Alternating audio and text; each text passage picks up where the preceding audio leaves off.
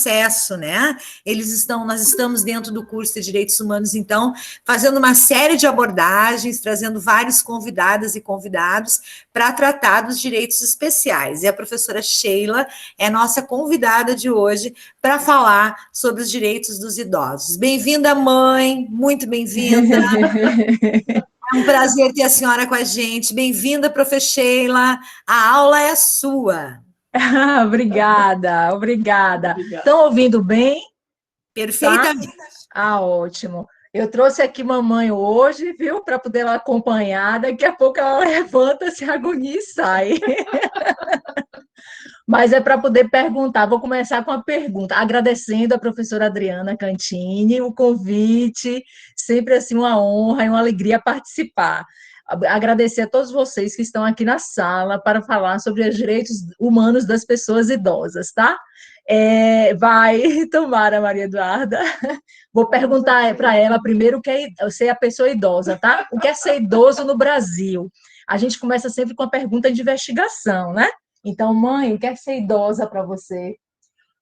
Ser idosa não é somente na idade. A idosa pode trabalhar, pode viajar. Eu adoro viajar. Minha primeira viagem, vocês vão ficar pasmas, foi para o Japão.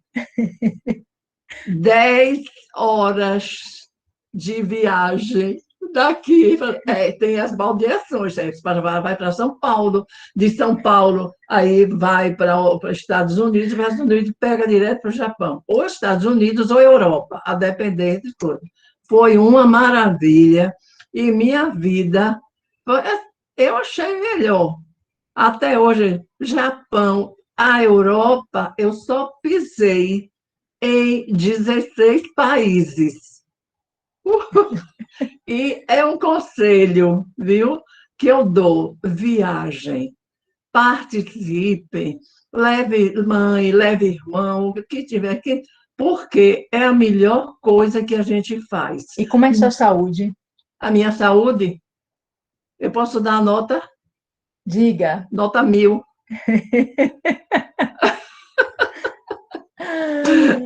Pronto. Não, é assim mesmo, eu não me queixo assim de nada quando vou, assim, é coisa boba mesmo. Nunca tive assim doenças muito contagiosas, né? Graças a Deus, de saúde, por isso que eu viajo. E no transporte coletivo, o desrespeito à pessoa idosa, a senhora já sofreu alguma discriminação?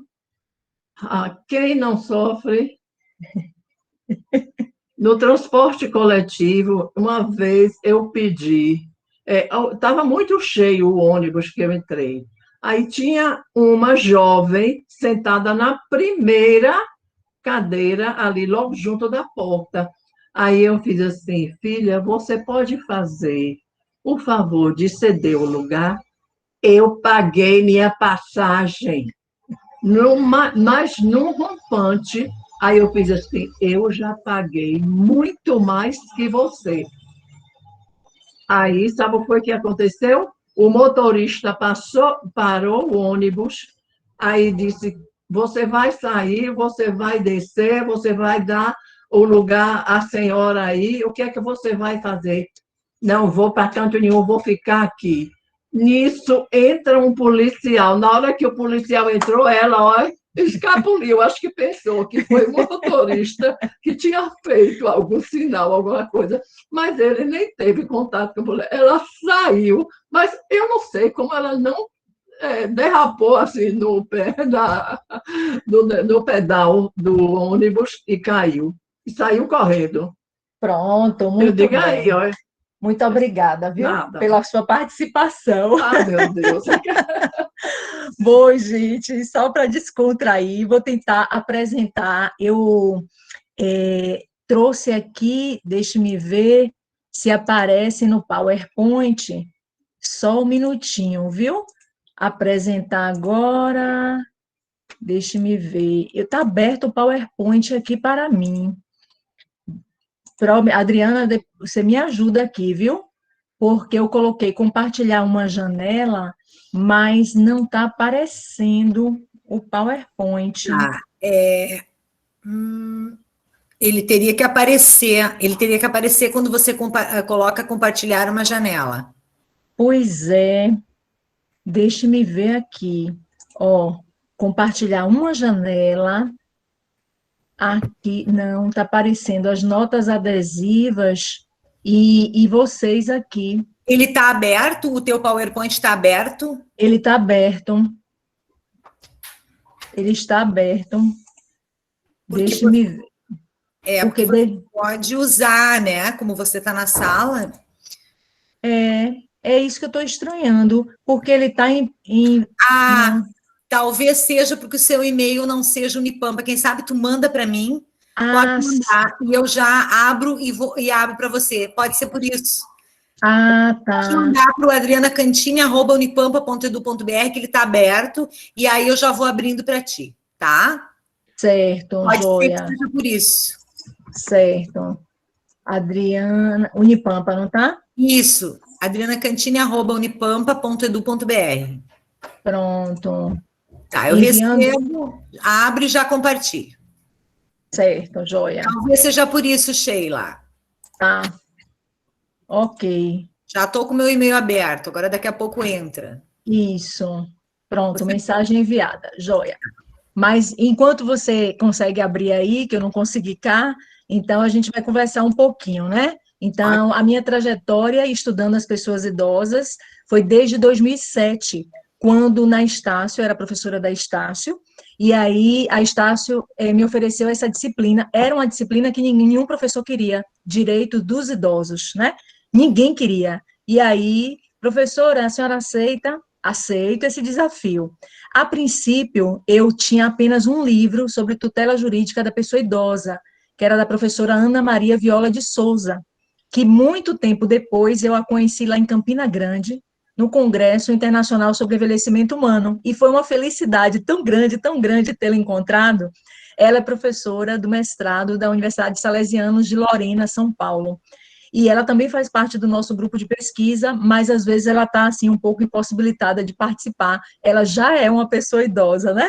Ela é doutora por Coimbra, doutora em Direito por Coimbra, e os pais dela idosos, marido idoso, todo mundo idoso na casa, né? E o livro dela foi o primeiro, ela fez uma pesquisa imensa sobre vários povos, o envelhecimento em vários povos, né? Então, europeu, indígena, vários povos, como seria o envelhecimento e o que é que a legislação desses países tinha para oferecer, né? Então, ela coloca a tutela jurídica da pessoa idosa nesse primeiro livro. E eu tinha em mãos também o Estatuto do Idoso na época, porque o Estatuto é a Lei 10.741 de 2003. Então, na época, eu só tinha essas duas referências básicas. E aí achei muito insuficiente minha aula, né? Falar só sobre legislação, o que é que tem no estatuto, aí aquilo que me inquietou bastante. Depois disso, eu fui tentar, né, o mestrado em família. Eu quero falar sobre o idoso, quero falar sobre o idoso. E aí falei sobre o direito ao trabalho da pessoa idosa como uma forma, né, de digamos, garantir a sua dignidade.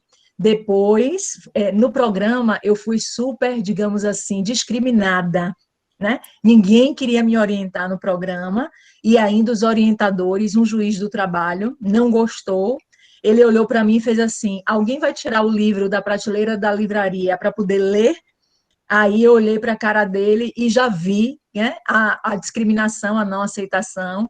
E aí eu fui para outro orientador, que foi uma orientadora, uma juíza, e então aí a gente, né, começou a conversar sobre os direitos das pessoas idosas, e disso o fruto foi um livro, né, o resultado foi um livro que tem justamente minha mãe na capa. Eu estou aqui tentando buscar aqui. Passa aí. Pronto. Aqui o livro, Mamãe na Capa, aqui foi justamente da dissertação de mestrado, tá certo? Mamãe aqui, ó, mais jovem. Mas então vamos lá falar um pouquinho sobre os direitos humanos das pessoas idosas. Esta preleção só foi para poder vocês perceberem o quanto eu me interesso, empolgo, né? O quanto eu pesquiso as pessoas idosas. E aí, ao final, eu vou falar sobre o mercado de trabalho neste campo das pessoas idosas, ok? Eu escolhi esse documentário do STJ, ele foi muito feliz, ele é um pouco antigo, um pouco antes da mudança da legislação previdenciária, né? Mas ele vale a pena, porque ali você tem algumas falas, escutas, os profissionais envolvidos, né? Que eu vou falar sobre isso agora, tá certo? Pode passar, Pro. Então, quando começou essa preocupação com o envelhecimento? No mundo, começa na década de 70. Um dos livros referência, né, é justamente o de Simone de Beauvoir, que é A Velhice. Ela foi esposa de Jean Paul Sartre, mas não gostava de ser chamada assim, porque era uma feminista ferrenha, né? Então, ela escreve A Velhice. Então, na década de 70, para vocês terem, do século passado, para vocês terem uma ideia, que o mundo começa a pensar sobre o envelhecimento e o mundo envelhece, né? Então, na Europa, teve aquele movimento todo, e nos Estados Unidos também, tanto que a ONU fez uma conferência, né? E como fruto dessa conferência, em 1982, em Viena, na Áustria, justamente foi um dos resultados, foi o Plano Internacional sobre Envelhecimento Humano, ali em 1982. Então, percebam que o mundo envelhece sempre, né? E essa preocupação começa, assim, no estrangeiro, no exterior, na década de 80, mas no Brasil, nós já temos aí lampejos, mas isso vai se tornar muito mais forte depois, agora, no século XXI, tá certo? Então, vamos lá, Pro. Aqui nós vamos fazer algumas abordagens, eu vou dizer quando são dados quantitativos, né? A demografia, uma pesquisa qualitativa, aí das ciências sociais, e aí eu vou, como o meu mestrado e doutorado são interdisciplinares, eu vou passeando por várias áreas até chegar no jurídico. Quando chegar no aspecto jurídico, eu falo para vocês. Porque o aspecto jurídico, ele não dá conta por si só. Nós precisamos de outros suportes para poder justamente pensar sobre o envelhecimento, pensar sobre as pessoas idosas e poder fazer as nossas peças processuais, tá bom? Então, pode passar, pode passar. A pesquisa no IBGE mostra isso, gente, em 2015, que a expectativa, ou melhor, que a população idosa no Brasil é de 14,3%. Agora, com a pandemia, vai reduzir esse percentual, porque houve muitas mortes de pessoas idosas. Então, nós temos uma política de vacinação, né, brasileira, não é internacional, porque cada país é soberano, cada estado é soberano, então tem sua política própria, mas no Brasil se vacina as pessoas idosas, são vacinadas, por quê? Primeiro, porque é um percentual pequeno em relação às demais categorias sociais. Pessoa adulta, né, criança e adolescente, então se vacina idoso por conta disso. Primeiro, o quantitativo demográfico de pessoas idosas é menor. Segundo, porque são as pessoas idosas que ocupam o maior número de leitos nos hospitais, tanto públicos quanto privados. Então, há um gasto público muito grande. Por isso, se vacina primeiro as pessoas idosas, ok? Mas esse percentual de 14,3% vai diminuir.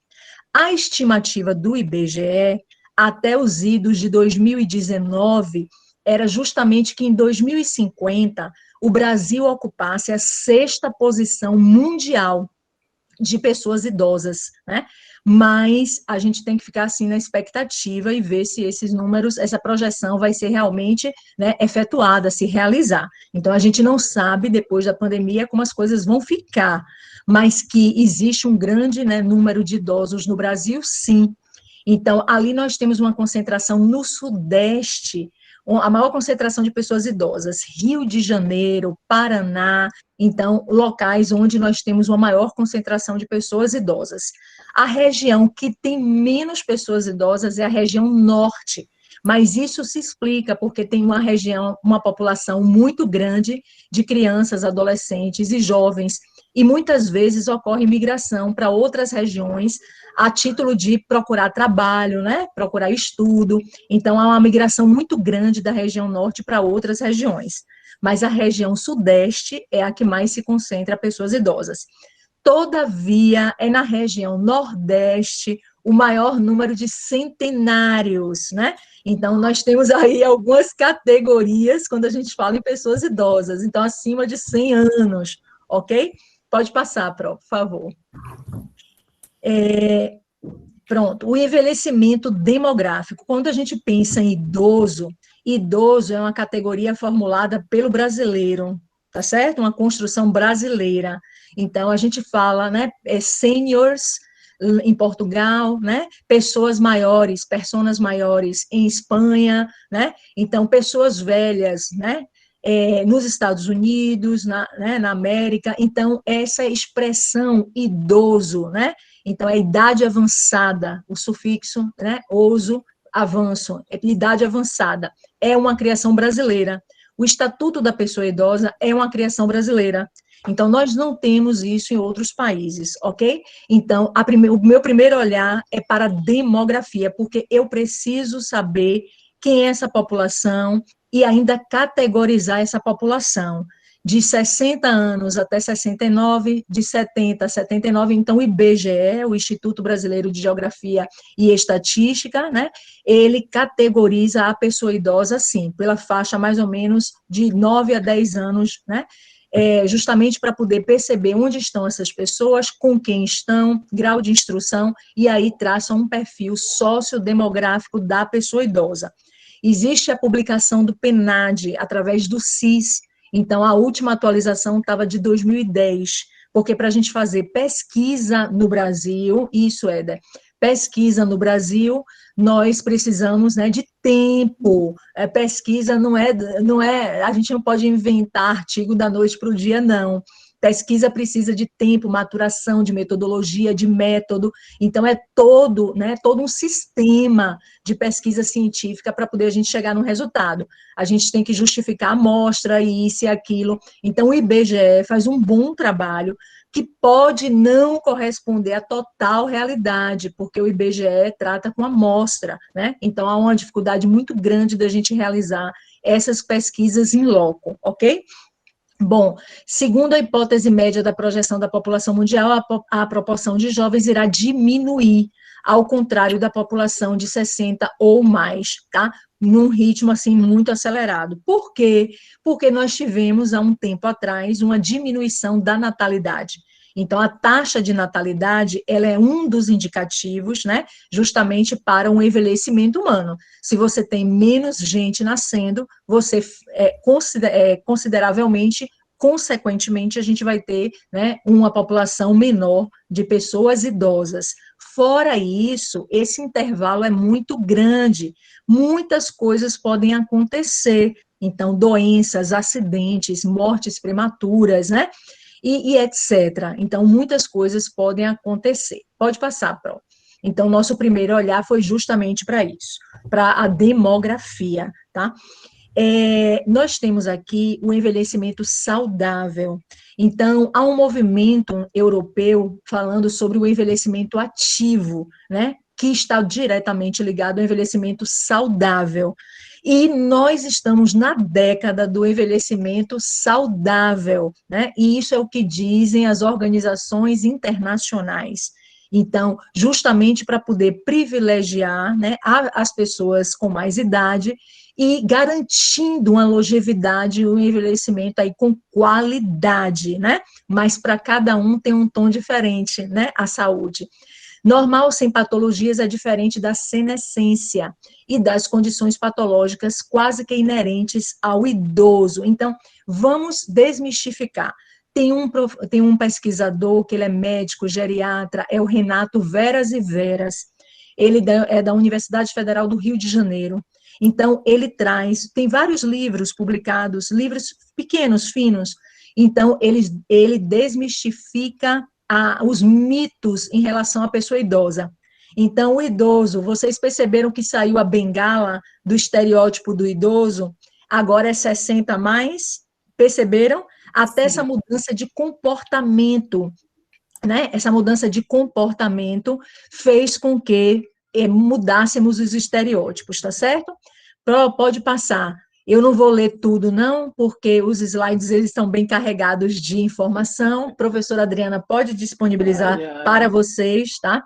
Então, assim, a gente fala de envelhecimento humano, né? Porque pode ter o não humano, que a gente atribui ao direito dos animais, aos animais que não são humanos, né? O envelhecimento primário são aquelas mudanças irreversíveis que nós temos, né, no nosso corpo, na nossa saúde, né? O tempo vai passando, então esse é o envelhecimento primário, está muito ligado ao biológico, ao orgânico. O envelhecimento secundário refere-se às mudanças causadas pela doença, que estão correlacionadas com a idade, mas que podem ser reversíveis ou prevenidas, né? Então, nós temos vários tipos de patologias que podem ser prevenidas. E o envelhecimento terciário, justamente mudanças que se derem forma precipitada na velhice. Então, a questão da coluna, a questão dos olhos, né, da mácula ocular, e aí nós temos uma série de patologias, então, que podem, né, antecipar, né, que geralmente acontecem na velhice, a partir de 60 anos ou mais, mas que geralmente, às vezes, há uma precipitação, as pessoas de 40, 50 anos. Eu acho que vocês já ouviram, né, pessoas que antecipam aí o mal de Alzheimer com 40, 50 anos e se atribui o mal de Alzheimer justamente à pessoa idosa, né? Pode passar, Pro. Eu só trouxe alguns conceitos bem simples. Envelhecer é simplesmente transitar por uma nova etapa da vida, que deve ser vivida de forma mais positiva, saudável e feliz. Um dos momentos, né, que nós, tem um autor chamado Walter Duarte, que ele tem um texto, A Morte, né, a morte social. Ele fala justamente sobre a aposentadoria. Hoje vocês estão aqui em plena atividade, se preparando para, se qualificando para o trabalho. Vocês ainda não se preocupam com o envelhecimento, com a aposentadoria, né? Mas é algo para se preocupar. Por quê? Porque a gente precisa planejar, né? Planejar a nossa vida, planejar a aposentadoria ativa. O que vou fazer? Vamos para grupos. Vou ser empreendedor, né? O meu livro de mestrado traz justamente isso, o idoso que trabalha. Então, quando ele se aposenta, eu entrevistei muitos que são empreendedores e estão na ativa até hoje, tá certo? Pode passar, pronto. Tem muito slide ainda. Então, quando a gente fala de envelhecimento, a gente precisa ter alguns aspectos para serem, né, observados. O desenvolvimento multidimensional, multidirecional e multideterminado. Então, esse desenvolvimento ocorre interagindo alguns domínios, o multidimensional. Quais são os olhares, as dimensões? Então, eu tenho a psicologia dando resposta, a sociologia dando resposta, né? A biologia, as ciências, né, naturais, as ciências da saúde dando resposta. Então, eu tenho aí uma multiplicidade de olhares para o envelhecimento, né? O envelhecimento, ele não é caracterizado por alterações de único domínio de forma universal. Diferente do direito, o direito considera o critério cronológico, a idade, né, está ali no estatuto, 60 anos ou mais, mas antes do estatuto vem a Organização Mundial da Saúde, que diz os países em desenvolvimento consideram a pessoa idosa acima de 60 anos, né, 60 anos ou mais, e os países desenvolvidos, muitos países europeus, 65 anos ou mais, ok? Então, aí nós já vislumbramos aí a idade, né, a cronologia como marco para delimitar a pessoa idosa no Brasil e no mundo, mas não é o único critério delimitador. Para o direito, sim, mas saibam vocês que não é o único critério delimitador, ok? E aí eu temos multidirecional, ocorre sequencialmente de forma diferente, né, de acordo com cada indivíduo, então muitos, né, não aparentam ter a idade que têm, ou tem mais idade do que aparentam, ou menos, né? Então, é aí multidirecional. E o desenvolvimento multideterminado, aí nós temos diferentes domínios, claro, né? Ou seja, um processo de maturação grande. Pode passar, Pro. Aí nós temos investigadores no mundo que se preocuparam justamente com o envelhecimento. Então, temos vários, né? E quando eu falo de UAT, de Universidade Aberta à Terceira Idade, aí eu trago o Pierre Velas, né? E aí eu trago também a expressão terceira idade, quarta idade, quinta idade. Então, não são expressões, né, são expressões criadas pela sociologia, né? Então, não são expressões usuais e nem são expressões que são utilizadas por todo mundo, ok? Então, uma das categorias da velhice, jovens idosos, né? Dos 55 aos 75, os idosos e são maiores de 75 anos. Não é a única categoria, é uma das categorias, tá certo? Outros autores, então, trazem aí outras categorias. Então, quando a gente fala categoria de análise, né? Idoso é categoria de análise, criança e adolescente, categoria de análise. Categoria de análise é uma expressão utilizada para conceituar, né, as idades.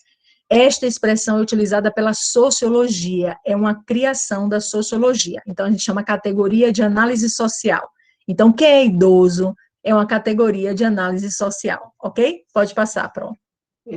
Aí nós temos alguns conceitos, né? E os conceitos, eles vão justamente ser direcionados pelas teorias, né? Então, as teorias das ciências biológicas, teorias das ciências comportamentais, que são as psicológicas, e teorias das ciências sociais. Pode passar.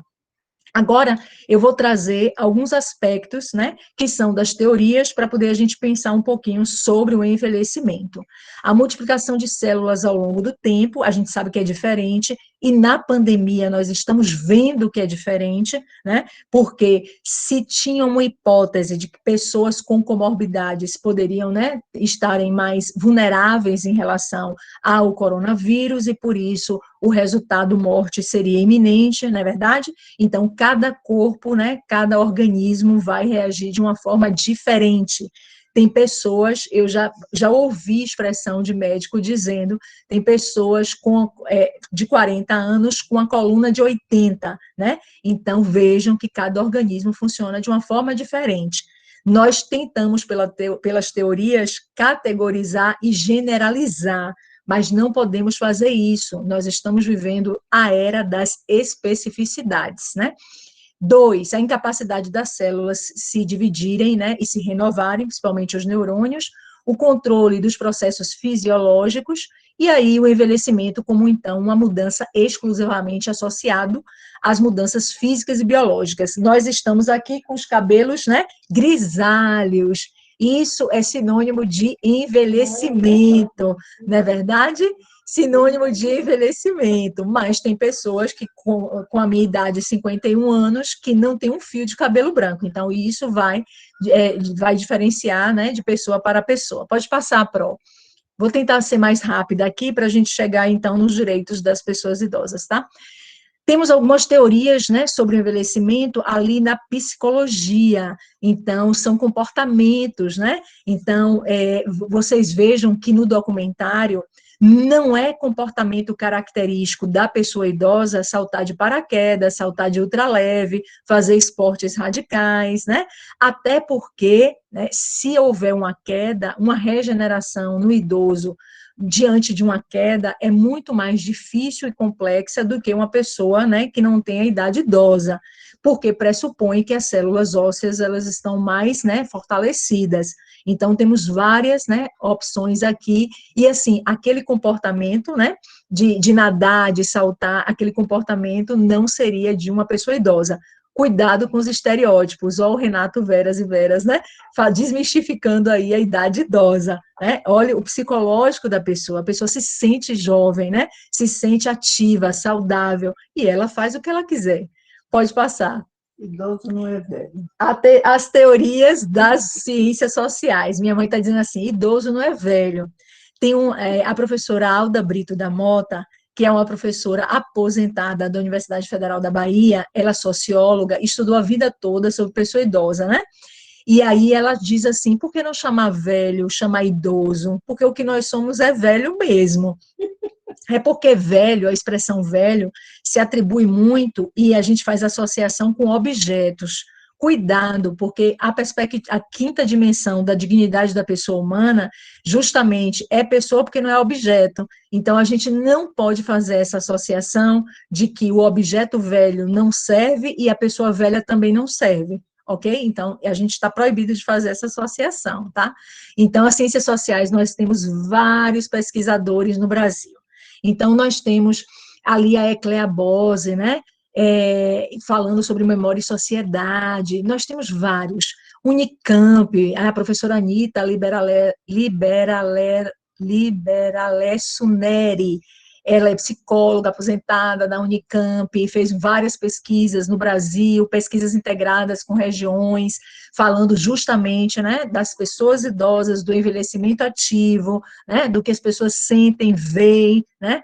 Isso, é verdade, Velho Testamento, Antigo Testamento, isso, e Cícero também, né, já tinha, um dos grandes oradores da história, o Cícero, ele traz também, ele tem um livro sobre velhice, né, sempre se falou sobre velhice, desde a antiguidade clássica. Não é um assunto novo falar sobre velhice, é porque a gente cria muito, né, a questão de tempo, marca muito tempo para poder delimitar e dizer é novo, é velho, né?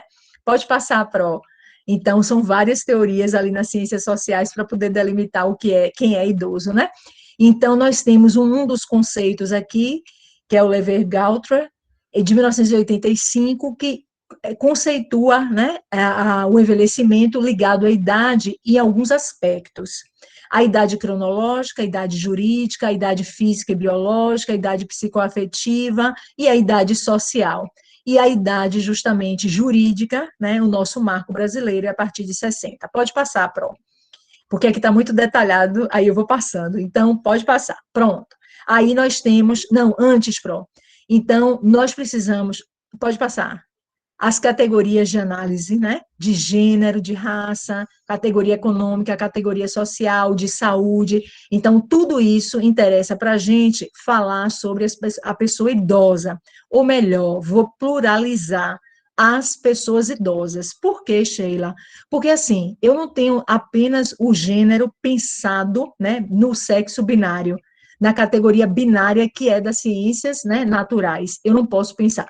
Gênero é uma construção cultural, então eu preciso ampliar o conceito de gênero, inclusive as pessoas idosas. Então, nós tivemos o The Voice mais 60, e nós tínhamos ali um pernambucano, né? E, então, um pernambucano que já mora e convive em união estável com outro, né, senhor. Eles são idosos, né, a vida toda, e o esposo dele é português. Então, assim, falar sobre gênero não é algo novo nesse enfrentamento, mas é uma realidade há muito, né, no Brasil e no mundo. A gente não pode desprezar também a sexualidade na velhice, ok? Outro, falar de raça. Raça, a gente tem, pelo critério do IBGE, raça e cor têm semelhança, né? Mas a gente sabe, nós temos vários estudos sobre raça, justamente fazendo essa distinção. Então, por exemplo, a raça da etnia indígena, né? Então, eu tenho um envelhecimento ali, um respeito ao envelhecimento muito grande, e ali a organização e estrutura sociopolítica daquela tribo, né, digamos assim, há um respeito muito grande às pessoas mais velhas, com atribuições, né, de chefia e liderança às pessoas mais velhas. Então, nós estamos a falar de que raça? De uma raça negra que é sofrida, que é trabalhadora, que veio de uma escravidão no Brasil e que a lei da sexagenária foi a primeira lei de libertação de escravos que a história brasileira conta, né, nos livros que querem, justamente porque as pessoas acima de 60 anos não serviam mais para os seus senhores de engenho. É isso? Então, foi por isso que foi a primeira lei, porque usou e joga fora, isso pensando nas pessoas que alcançavam aquela idade, porque alcançar 60 anos é de pouco tempo para cá. A expectativa de vida hoje está entre os 75 e 78 anos, dependendo se for, né, do gênero feminino ou do gênero masculino, ou outro gênero, mas nem sempre foi assim. Então, nós temos no século passado, ali na década de 20 e 30, as pessoas que alcançavam 45 anos eram consideradas velhas, né? Por quê? Porque a expectativa de vida era bem menor do que hoje, tá certo? A economia, a gente não pode perder de vista que a pessoa idosa, né, hoje, ela tem aposentadoria, porque trabalhou a vida toda e, portanto, foi contribuinte para a Previdência Social ou para o regime estatutário, né, para o servidor público, o regime público, ou ela tem pensão, ou, que é, né, pensão tanto pública quanto privada, ou o benefício de prestação continuada.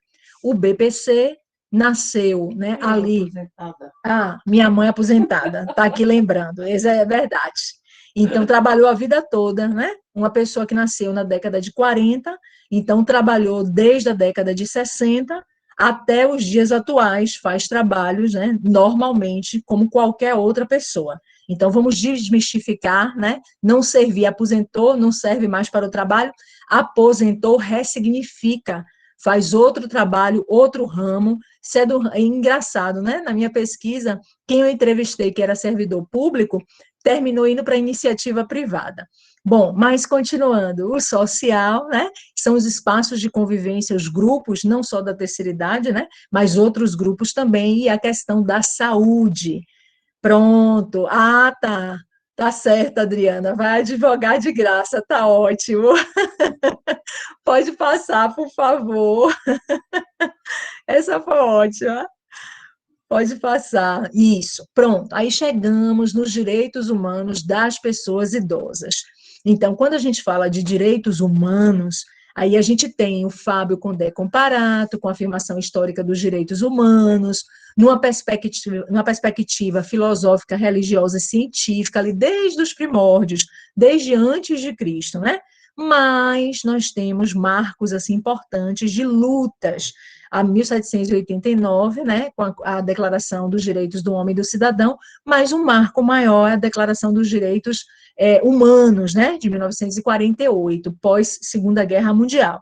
Pronto, este foi o marco. Mas nós temos aqui, né, em 1973, a ONU vai destacar, né, justamente o bem-estar dessas pessoas idosas. É o primeiro lampejo aí internacional quando a gente fala em direitos humanos das pessoas idosas. Direitos humanos numa perspectiva internacional, direitos humanos numa perspectiva nacional, eu falo de direitos fundamentais, aqueles que estão no texto constitucional elencados e mais na legislação infraconstitucional, tá certo? Em 1982, eu falei para vocês da primeira Assembleia, né, Mundial sobre Envelhecimento Humano. Esta Assembleia foi organizada pela ONU, né, e ali nós tivemos como produto o plano, né, internacional, de ação internacional. Este plano, ele vai contemplar ações, objetivos, né, mas a gente sabe da dificuldade que é a execução desses planos, porque a execução, nós não temos, por exemplo, o Unicef, né? Nós não temos Unesco, a pessoa idosa não tem um órgão assim superior que vá justamente organizar e orquestrar essas ações internacionais. Então, fica muito a cargo de cada Estado soberano a sua estruturação e viabilização através de políticas públicas e sociais. Em 1991, nós tivemos aí outra assembleia, né, em favor da pessoa idosa, e aí nós temos, em 2002, em Madrid, o segundo plano. Então, vejam aí o lapso temporal de 1982 até 2002, se pensando e viabilizando sobre o envelhecimento humano, né? Em 2003, nós tivemos uma conferência regional, que foi ali no Chile, né? E em 2007, uma conferência regional intragovernamental da América Latina e Caribe, que foi Madrid +5, tá? Quando foi adotada a Declaração de Brasília, que recomenda, então, expressamente um diálogo abrangente rumo à construção de uma nova convenção da ONU, voltada, então, à proteção das pessoas idosas. Ainda não aconteceu. Ok? O último documento internacional que nós temos ali na perspectiva da ONU foi justamente 2002, que foi em Madrid. Pode passar, Pro. Pronto, então, pessoas idosas, de quem a responsabilidade, né, cuidar dessas pessoas, e aí nós vamos ver, desde o texto constitucional, nós chegamos nos direitos humanos internamente, né, como os direitos fundamentais. Então, de quem é a responsabilidade de cuidar das pessoas idosas, primeiro da família, depois da sociedade e do Estado, numa ação conjunta, ok? Pode passar, Pro.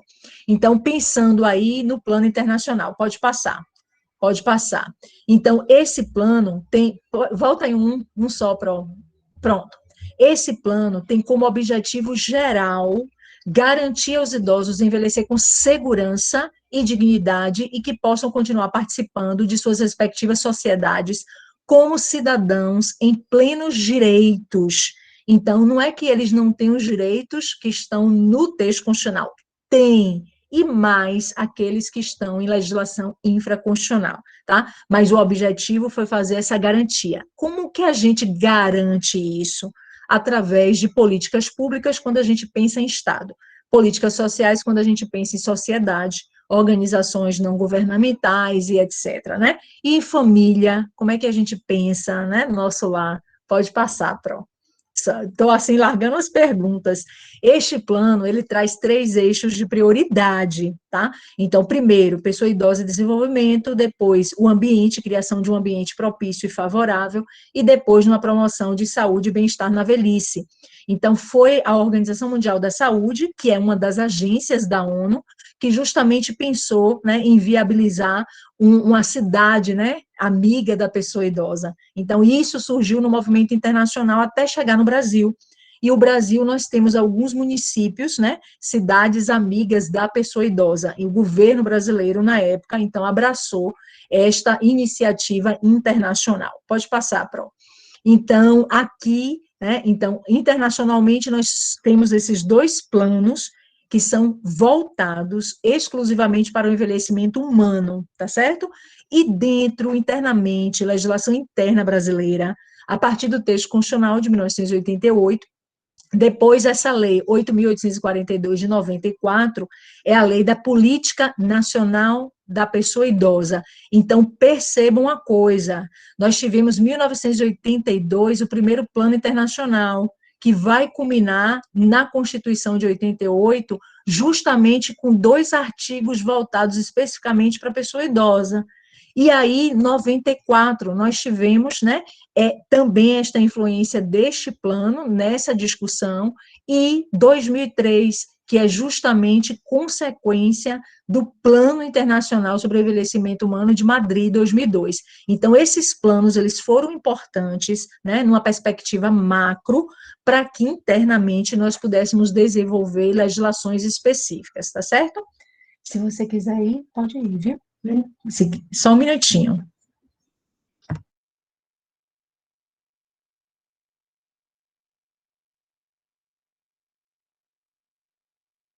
Pronto, viu? Então, vejam a influência e a importância desses planos. E aqui nós temos outras legislações, tá? Essa daqui é importante, a 8.742, que é a LOAS, né? A Lei Orgânica da Assistência Social, porque é ela que vai justamente trazer o benefício de prestação continuada. Essa lei aqui, 8.842 de 94, que é a Política Nacional da Pessoa Idosa, ela vai criar as disciplinas de geriatria e gerontologia. Mas antes disso não existia no país, não? Existia, mas legalmente criadas, né? Foi a partir dessa Política Nacional da Pessoa Idosa, tá certo? Ponto. Essa aqui é uma política voltada para a saúde, né? Então, ela também traz essa legislação, conselho, né? A criação dos conselhos, porque são órgãos políticos de atuação na defesa das pessoas idosas, né? Então, ali cria os conselhos federal, estadual e municipal da pessoa idosa. Então, esta lei foi de fundamental importância, além de trazer princípios, como toda legislação, né? Traz ali princípios como vetores que norteiam ali, né, a todas as ações. Então, esta Política Nacional da Pessoa Idosa foi de fundamental importância, claro, até culminar no Estatuto da Pessoa Idosa. Pode passar, Pro. Vou esmiuçar para vocês, tá certo? Pronto, pode passar. A Constituição, pode passar. Eu trouxe 2 artigos que eu falei para vocês, que são de fundamental importância, e foi o Plano Internacional de Viena, 1982, que influenciou o legislador de 88 no Brasil, tá certo? Então, nós temos ali no artigo 229, tá? O princípio da reciprocidade, o cuidado, os pais devem cuidar dos filhos, né? Criação, cuidado, guarda, não tem? Pronto, a recíproca é verdadeira. Então, os filhos maiores devem cuidar dos pais na velhice, na carência e na enfermidade. Pró, você está me dizendo que o pai ou a mãe com menos de 60 anos precisa ser cuidado pelos filhos maiores? Sim. Mas eu também trago uma outra novidade para vocês. Então, nós temos já um movimento jurisprudencial para considerar, né, essa perspectiva da reciprocidade somente se os pais cuidaram dos filhos menores, porque isso não aparecia até então, isso é muito recente. Por quê? Porque o texto constitucional de 88, ele é claro, os pais devem cuidar dos filhos menores e os filhos maiores devem cuidar dos pais, tá certo? Na velhice, na carência e na enfermidade. Ponto, independentemente dos pais terem ou não cuidado dos filhos menores. Então, esse movimento a gente já traz, né, como algo novo que tem se pensado, né, criação de advogado, que o juiz, né, acata, pensa realmente que aquilo pode ser verdadeiro, né, e aí, como é que diz, esse movimento ganha forma e força, tá certo? Ponto. Então, aqui eu faço uma interpretação sistemática com o Código Civil, porque ali o 1564 traz justamente aquelas pessoas, né, que podem prestar alimentos, ou seja, numa perspectiva do princípio da subsidiariedade, ou seja, primeiro, os ascendentes de primeiro grau devem prestar aos descendentes de primeiro grau. Se os ascendentes não existem, não pode, ou por algum motivo não prestam, então vamos acionar os ascendentes de segundo grau. Por isso, a obrigação alimentar avoenga, né? Avoenga, ou seja, a obrigação dos avós a prestar alimentos aos netos. E é isso que a gente vê, gente, nas aposentadorias, nas pensões, né? Inclusive, isso muda até a perspectiva do BPC, porque o BPC não gerava pensão por morte. Todavia, o sistema judiciário já está mudando o entendimento, porque a lei é clara, a pessoa morreu o BPC com ela, né? Mas isso, obrigação avoenga. Mas isso, exatamente. Ou então também de natureza complementar, tá? Inclusive, esse entendimento jurisprudencial novo, né, em relação aos avós, prestando alimento aos netos, inclusive descontando nas aposentadorias, pensões, e a mais nova é o BPC, porque o BPC acaba, não gera pensão por morte. Todavia, se houver menor, né, netos, o que for, dependentes daquela pessoa idosa que recebia o BPC, vai continuar recebendo o BPC, justamente por causa da dependência econômica e por se tratar de menor. Gente, isso tudo é inovação, é criação, não está na lei, né? Não há uma interpretação literal, há uma interpretação ampla, né? Ampliou aí o horizonte, a jurisprudência no ativismo, né, judiciário muito grande, justamente sensível às questões de vulnerabilidades, tá certo? E o artigo 230, então, traz em cheio aí a dedicação à pessoa idosa, o atendimento, né, domiciliar, o home care, né, então, justamente, a pessoa idosa tem direito, se ela está impossibilitada, né, de locomoção, e aí esse atendimento preferencial ser domiciliar, e a gente está vendo isso na vacinação durante a pandemia. E o transporte coletivo urbano, não é transporte intermunicipal, não é interestadual, não é internacional, transporte coletivo urbano acima de 65 anos. Então, Sheila, você está me dizendo que cada hora é uma idade diferente. Gente, é uma loucura, porque cada legislação traz algo diferente, né, para proteger os direitos das pessoas idosas. Então, transporte coletivo 65 no texto constitucional. Todavia, a lei do idoso, o Estatuto do Idoso, que é a lei 10.741 de 2003, traz a possibilidade dos 60 até os 65 anos ser legislado de forma estadual para justamente ampliar os direitos das pessoas idosas, tá certo? Fazendo essa ampliação e aí permitindo, né, que tenha gratuidade no transporte coletivo, tá? Aqui em Salvador, na Bahia, isso pode ampliar, exatamente. Na Bahia, minha mãe mesmo, quando fez 60 anos, ela começou a andar de ônibus para cima e para baixo, né? Porque aqui na Bahia era 60 anos. Todavia, a Agerba, que é a Agência Reguladora de Transporte, né, na Bahia, a Agerba entrou com a ADIM justamente para o Supremo reconhecer a inconstitucionalidade. Aí volta e meia, enfim, né? Aí o Supremo é óbvio que vai fazer uma interpretação à luz do texto constitucional. E isso Luiz Roberto Barroso já traz em todos os seus livros, né, de interpretação segundo a Constituição, que é a interpretação mais válida e mais atual e que deva ser no nosso país. O que foi que o Supremo fez? Fez um estudo, né, entre a legislação infraconstitucional, que é uma lei ordinária, com o texto constitucional, o que prevaleceu? 65 anos. A Gerba ganhou, e aqui na Bahia, acima de 65 anos, ok? Pode passar, Pro. Mas isso não significa dizer que em outros, né, estados seja 60 anos. Bom, a Política Nacional do Idoso, que é a Lei 8.842 de 94. Gente, isso já caiu um concurso, cai demais. Ministério Público Estadual, Defensoria Pública Estadual, Juiz Estadual, estados adoram explorar, né, os grupos vulneráveis. ECA, idoso, então você tem realmente que saber, porque você vai marcar lá certo, tá bom? Então, nós temos aqui os direitos, né, da pessoa idosa na Lei 10.741 de 2003. Vamos entender um pouquinho a estrutura do Estatuto. Pode passar, Pro, por favor. Pronto. O Estatuto, ele é dividido, né, naquela parte inicial, da principiologia, princípios gerais. Vá, querida, vá. Obrigada, viu? Deixei aqui, viu? Tá certo. Tira a cadeira daqui. Não, pode deixar. Então, o Estatuto traz aqueles princípios gerais, depois traz direitos fundamentais, depois medidas de proteção, políticas de proteção, uma parte criminal. Então, o Estatuto é um microsistema, assim como criança e adolescente. Então, muitos dizem que os legisladores, né, de 2003, eles se espelharam no Estatuto da Criança e do Adolescente. Bom, em parte, né? Enfim, exatamente.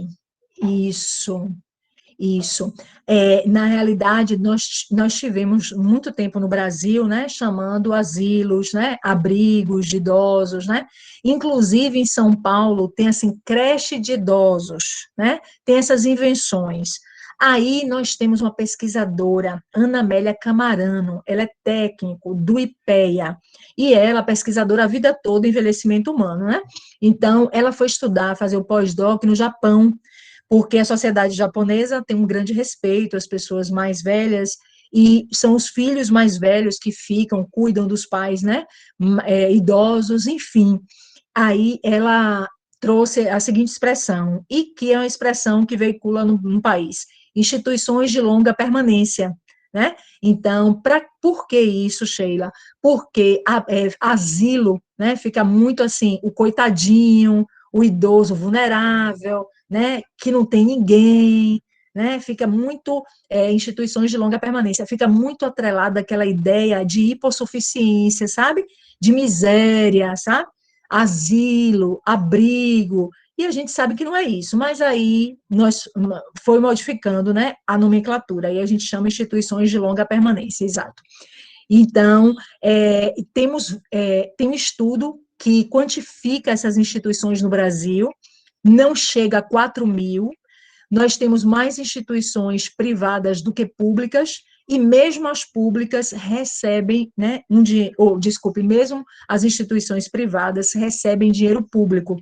E outra, essas instituições, segundo o estatuto, elas podem ficar com até 70% dos proventos, dos benefícios das pessoas idosas, para justamente, né, gerir os cuidados pessoais, de moradia, as necessidades. E 30% ficar com a pessoa idosa para ela fazer o que ela quiser.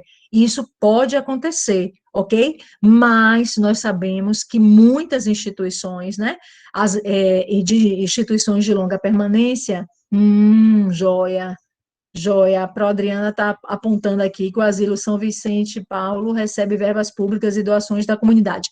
E precisa receber doação mesmo, porque, gente, é uma necessidade grande. Pense aí, 70% do salário mínimo, ou o salário mínimo, o que for, para as necessidades de uma pessoa idosa, né? Então, moradia, alimentação, fralda geriátrica, medicamentos, a necessidade é muito grande, né? Isso, isso, pois é.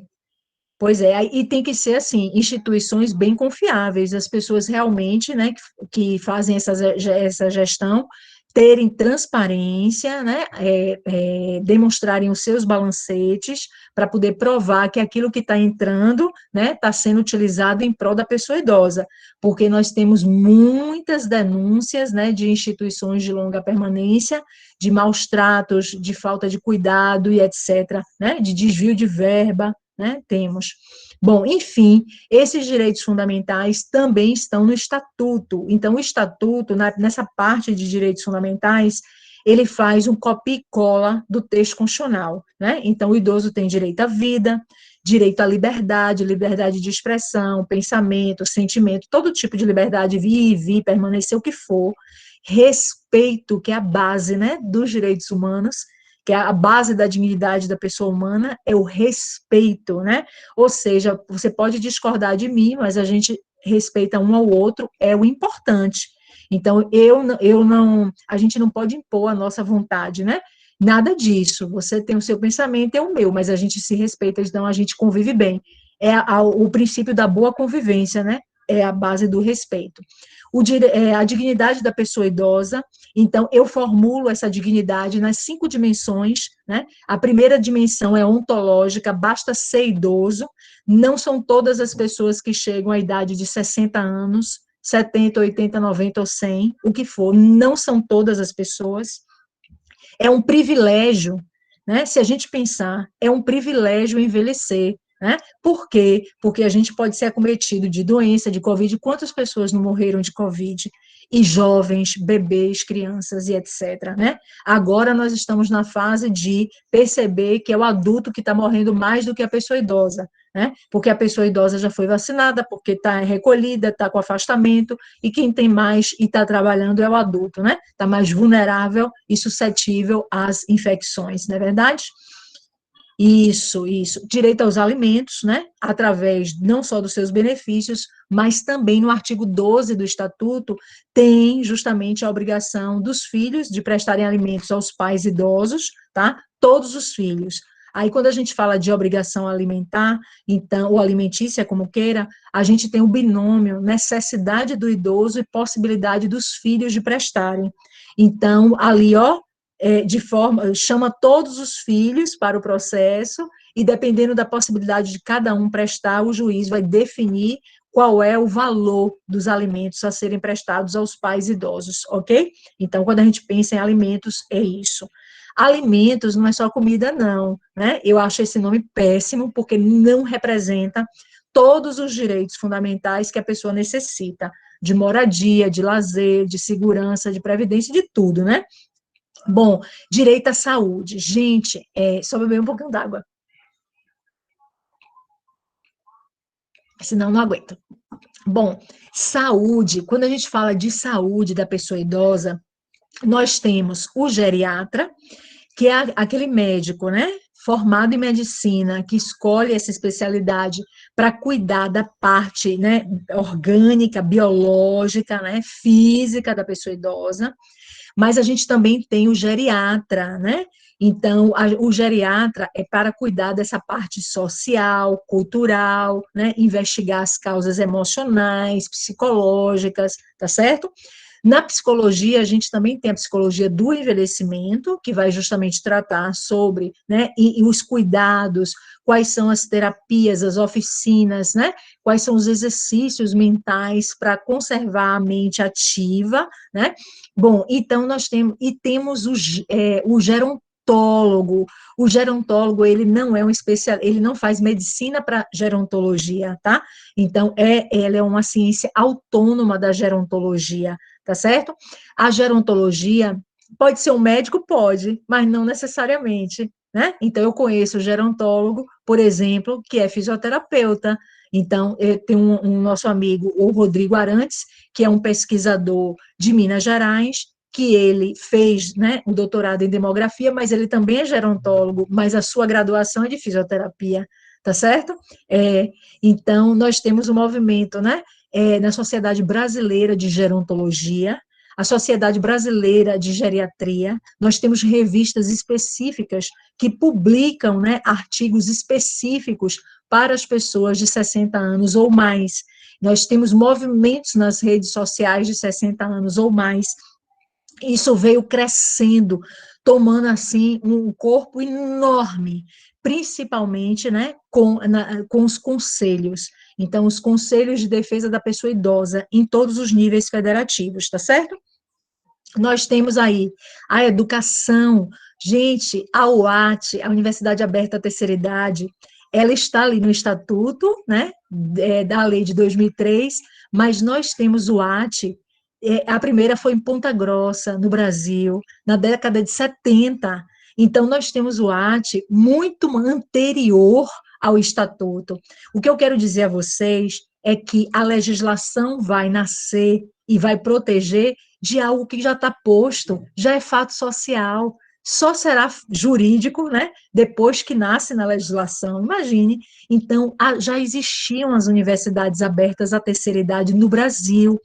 Eu quero trazer a UNEB tem, a Universidade Aberta à Terceira Idade da UNEB, nós temos vários campos na Bahia, né, vários municípios baianos, então, temos 417 municípios baianos, mas nem todos têm o AT, então, geralmente, são micro-regiões, né, e aí, exatamente. E o conselho é muito atuante, e ele tem uma composição mista, né, então, de participação da sociedade.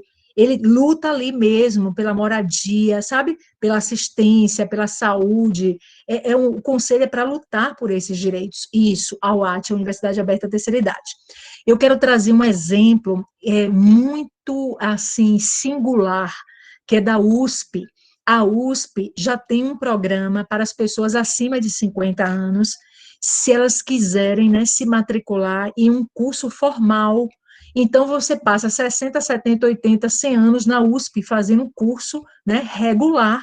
Então, eu não preciso ter uma universidade voltada para mim, que sou idosa, sabe? Com um projeto, um programa, oficinas, né?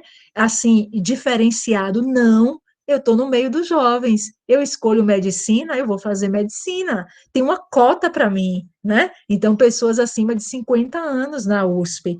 Então, dependendo da demanda, aí tem prova, mas se não tiver demanda, a pessoa pode tranquilamente fazer a sua inscrição, tá certo? É singular isso, sabe por quê?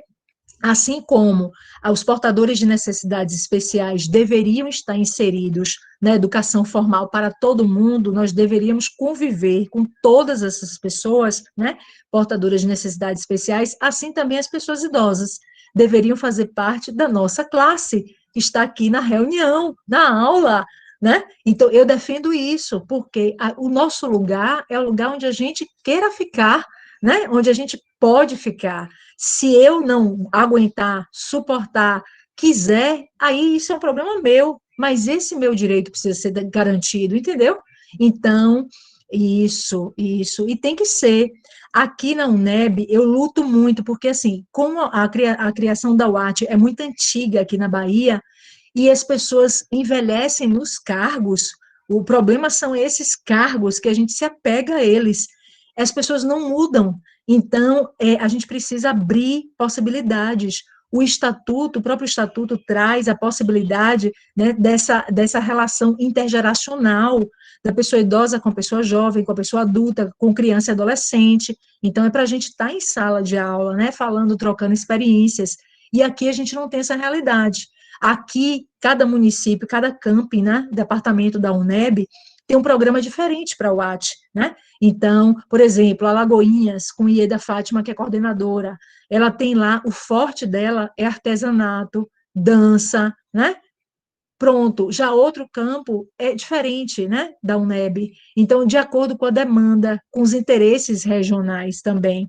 E isso precisa ser preservado? Precisa, mas nós estamos vendo hoje que a tecnologia é uma necessidade e tem muito idoso fora da tecnologia. Tem outros não, redes sociais, né, mandando ver aí youtuber, então assim, sabe, nativa. Mas tem outros não, tem outros da época do telefone, de ligar, de estar na calçada, abrir a janela e conversar.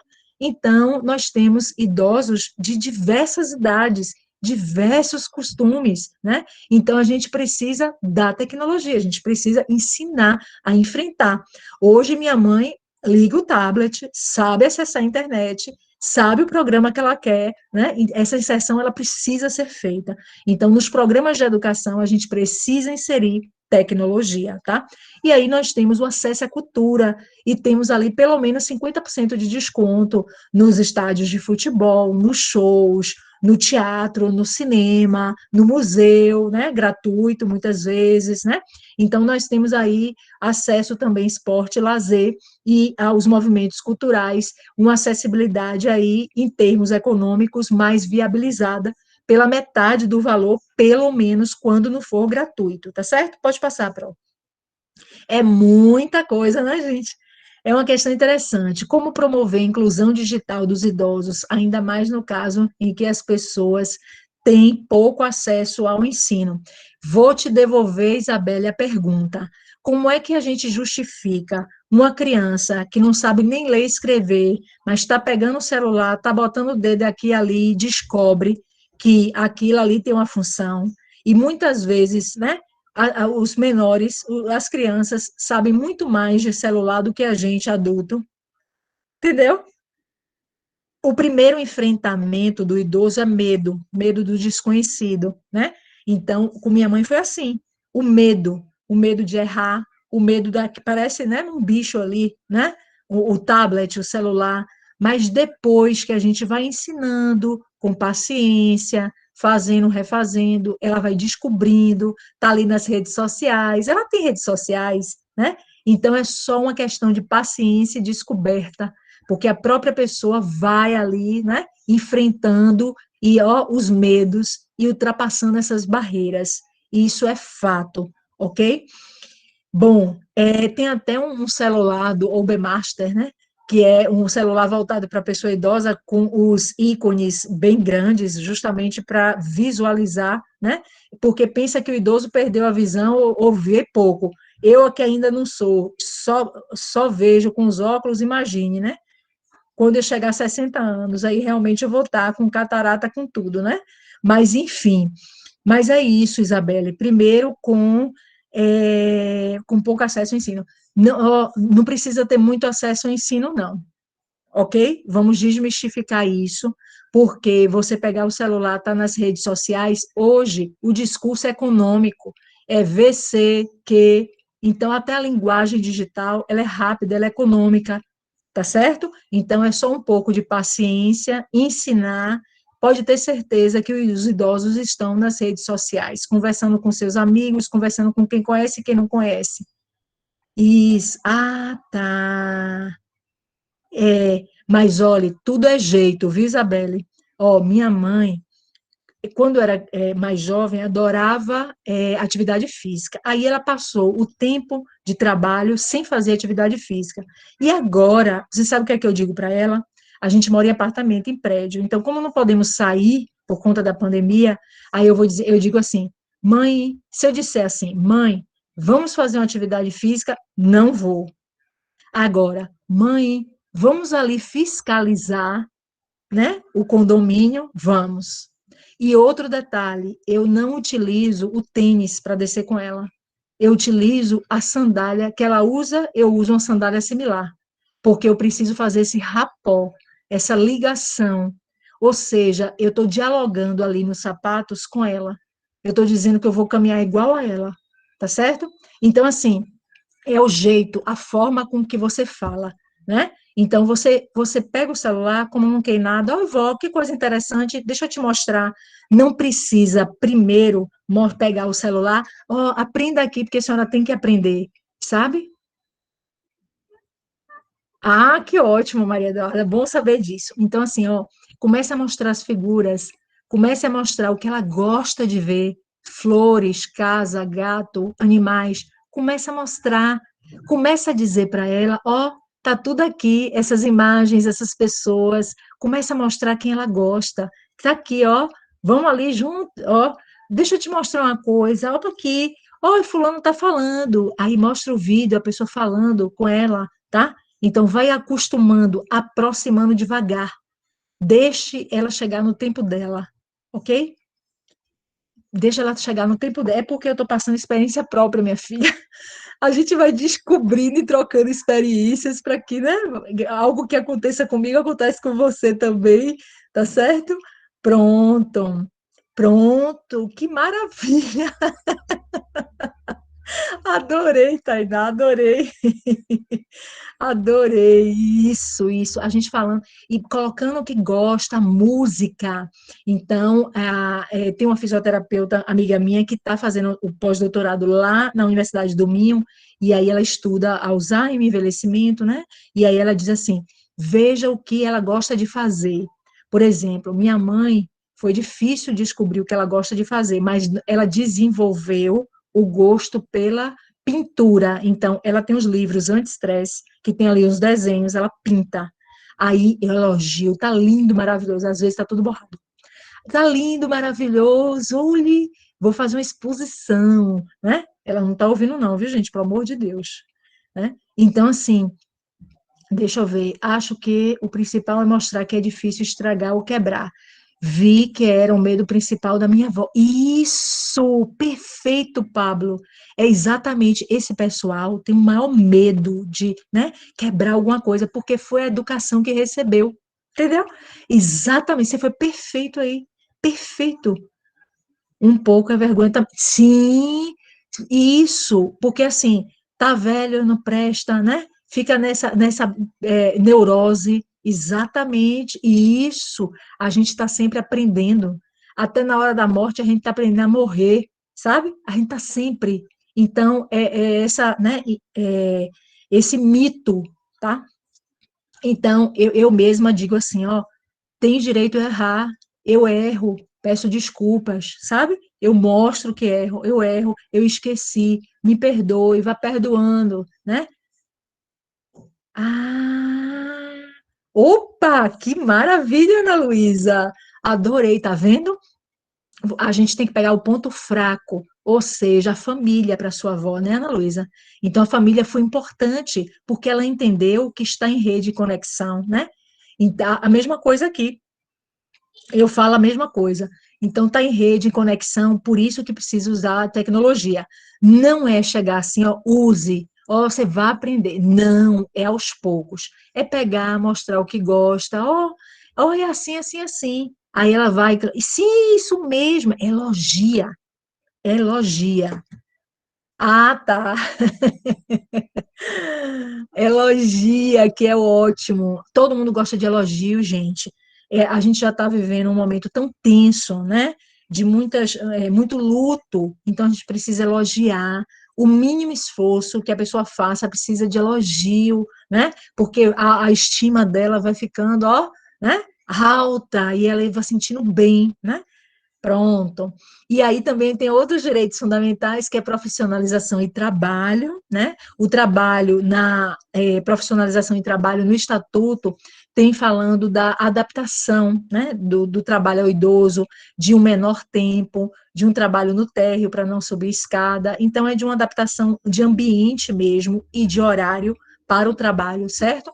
Previdência Social, que as regras mudaram. Esse documentário foi de 2017, Então, vocês perceberam que hoje a gente já fala em direito previdenciário de uma outra forma, por causa da reforma da Previdência. Vou só dizer uma coisa para vocês, como previdência é importante. Quando minha mãe se aposentou, em 1994, ela recebia uma aposentadoria X. Aí, em 2001, veio uma reforma da Previdência, onde os idosos passaram a contribuir para a Previdência Social, quando passava justamente daquele fator, daquele teto, né? Então, ela, com o princípio da solidariedade, né? Construiu uma sociedade justa, livre e igualitária. Então, foi com esse princípio que o Supremo Tribunal Federal, né, embasou a possibilidade da pessoa, né, aposentada voltar a contribuir para a Previdência Social. E depois disso, nós já tivemos outra reforma, né, outras reformas previdenciárias e a atual, né, a que está em vigor. Ou seja, a gente vai passar um maior tempo trabalhando, porque a gente precisa, então, unir os dois critérios, não é isso? Tempo de serviço e idade, ok? Surgiu muito a questão da capitalização, né? A capitalização no Chile, na época que foi implantado, deu certo, mas hoje, com os idosos estão morrendo, porque não conseguiram, durante o tempo, né, justamente contribuir ali para a sua capitalização, precisaram do dinheiro, e aí não fizeram aporte financeiro, e aí eles não têm como se sustentar. Então, muitos idosos morrem por suicídio no Chile, justamente porque lá a previdência é no sistema de capitalização. Então, graças a Deus que isso não pegou no Brasil, né? Porque senão nós iríamos ter um genocídio, ou digamos, um genocídio de idosos, digamos assim. Assistência social, nós temos o BPC, o Benefício de Prestação Continuada, né?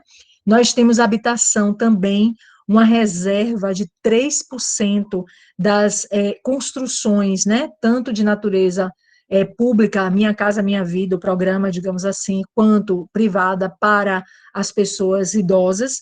Aqui em Salvador, nós temos um condomínio de luxo, Pitubaville, né, de pessoas idosas, né, voltados para pessoas idosas, preferencialmente no térreo, tem rampa de acesso, tem corrimão, o piso. Nós só temos uma lei municipal de São Paulo, que tem uma lei discriminando, é uma lei feita justamente para arquitetura, tá certo? Essa lei discrimina como deve ser o espaço, o ambiente para a pessoa idosa, tá certo? Outra situação, nós temos o sistema de call house, então esse sistema justamente de condomínio voltados para as pessoas idosas, já é um sistema há muito tempo, tanto na Europa quanto nos Estados Unidos.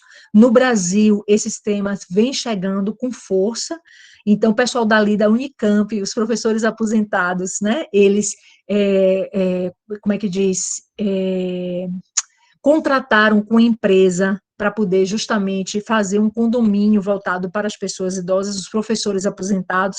Esse condomínio é ótimo, né? É um condomínio de casas térreas, eles têm espaços em comum, né? E outra, tem um sistema, eles não cozinham, né? Não precisam lavar roupa, porque tem os empregados que fazem isso. É um sistema muito interessante, e podem receber visitas de seus netos, de seus filhos, né? Podem receber visitas. É um sistema muito interessante de habitação, e no Brasil vem chegando com força, e alguns locais no Brasil nós já temos. E o sistema de transporte, né? Então, nós temos aí a preferência, né, das pessoas idosas nos transportes.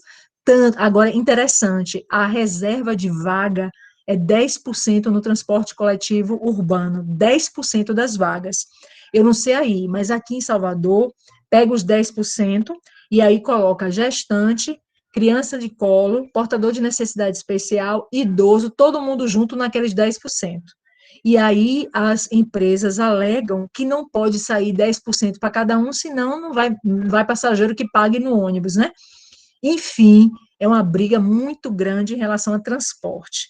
E assim como vocês viram no documentário, Muitas vezes o motorista não quer parar, muitas vezes não quer pegar, né, o Uber não quer pegar porque é idoso, né? No Rio de Janeiro, nós temos um sistema de fiscalização que funciona muito bem com a Prefeitura do Rio e as pessoas idosas, tá? Temos associação, várias associações de idosos que fazem essa defesa aí, e o idoso anota a placa, e tem ali o fiscal junto com o idoso, se o motorista não parar, vai ser multado, a empresa multada, motorista multado, e eu acho ótimo isso. Pode passar, Pro.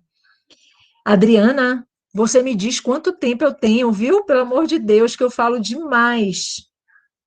Oi, Sheila. Olha, a gente programou até às 9, mas não tem problema se você precisar passar um pouco. É importante se a gente puder depois, né, dar uns 10, 15 minutinhos no final.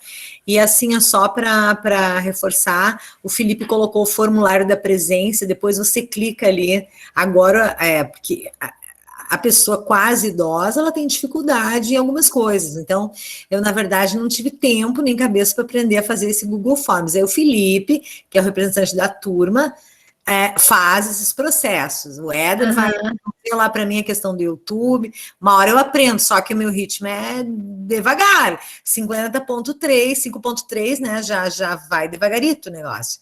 E aí ele fez um formulário com imagens de idosos, formulário da frequência, mexendo no celular. Ok, Sheila?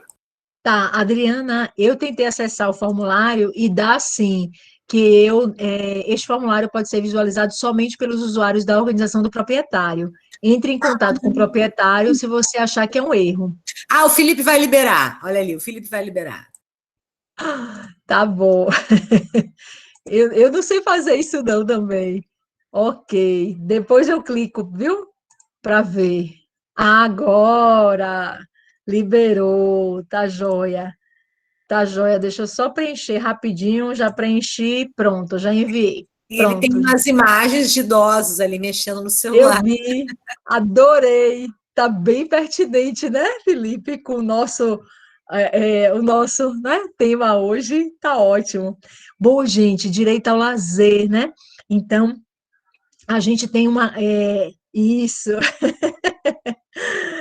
Ficou show mesmo, adorei. Então, a gente tem, assim, esses direitos das pessoas idosas, transporte, cultura, né? Então, nós tivemos agora o programa do The Voice. Gente, programa do The Voice e outros programas são obrigações dos serviços de telecomunicação, viu? Então, no estatuto tem dizendo que tem que ter programas voltados para as pessoas idosas, programas também onde as pessoas idosas participem, isso tem no estatuto, isso é obrigação, ok? Aí tem saúde, né? Olha o banheiro adaptado para a pessoa idosa, né? Então, quando eu coloquei aqui o corrimão para minha mãe, né? Se apoiar, na época ela não gostou, eu fiz é necessário, e hoje ela vê que é uma necessidade. Então, percebam aqui a ducha. Ah, outra coisa, eu também investiguei em relação ao banho, né? Então, muitas vezes, chega uma determinada idade, o idoso esquece de tomar banho ou não quer tomar banho. Então, eu pesquisando, isso serve para vocês também que têm avós, tá? Então, coloca no morno. O banho frio para o idoso, né, causa trauma, ele tem uma hipersensibilidade na pele, qualquer tipo de raça ou cor, viu, gente? Todos são sensíveis. É porque a pele vai envelhecendo mesmo, o tecido vai envelhecendo, são células, e células envelhecem, né? E morrem também. Então, o banho precisa ser morno, tá certo? Banho frio nunca e nem quente demais. Então, o banho morno é o banho ideal para a pessoa idosa. Então, se tiver alguém não querendo tomar banho, coloca no morno, ok? Que volta a tomar banho, tá? É, isso. Pronto. Então, precisa de atividade física. Gente, nós temos uma mineira de 104 anos, campeã na modalidade dela. Claro que não deve ter muita gente de 104 anos, né? Ou acima de 100 anos praticando natação, mas ela é campeã na modalidade. A criatura tem 104 anos, gente. Ou seja, exercício físico é para todas as pessoas em qualquer idade e uma necessidade, tá certo? Outra, plantação. Então, o idoso é muito voltado para a terra. Ele gosta de plantar, sabe como plantar. Então, vamos estimular também essa agricultura natural, né? Ah, aprende, Edilene. Minha mãe também não sabe, não. Aí entro na piscina com ela para dar segurança, tá? Não aprendeu enquanto pequena, porque natação a gente aprende enquanto pequena, né? Mas tudo a gente aprende, a gente não nasce nada sabendo, a gente vai aprender ao longo da vida. Não, não, não. Ó, eu entendo a sua fobia, mas é só alguém estar próximo a você adquirir segurança, confiança, e aí você vai perdendo medo, ok?